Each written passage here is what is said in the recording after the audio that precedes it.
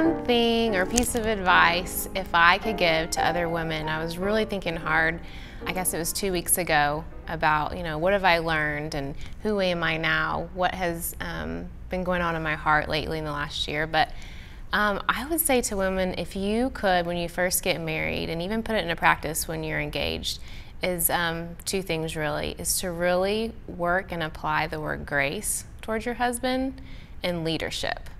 And when I say those two things, for one is just start practicing grace and what that means, and start giving that to your husband in every aspect.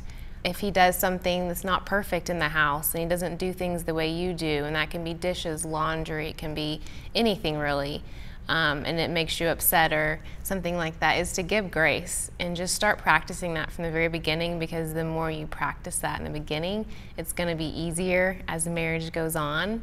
And so it's just a good routine to just already get your heart prepared for that. And then secondly, I would say leadership. And I guess an example would be even something that happened today, is I wanted to call a lawn care company and get the weeds. I want them out. I wanted the grass to be fresh for the spring. And so I thought, I'm gonna call a company. I've always done that before I was married, and I took care of that. And Matt, he said, no, I can do it. I can put fertilizer down. I know how to do all that. And I questioned him, and I was like, are you sure? Let's just call someone. And then after he was so adamant about, no, I'm doing it, today I realized that's part of him leading our family. It's part of him being a leader in our household. And to not question him every time he's not going to do something the way that I would want him to do, because I think I know how to do it and it's perfect.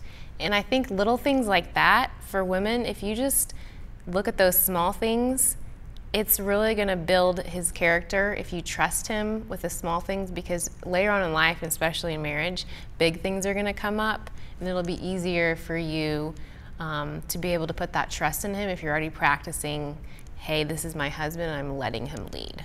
So those would be two things I would say that I've learned and I would give advice for newlyweds.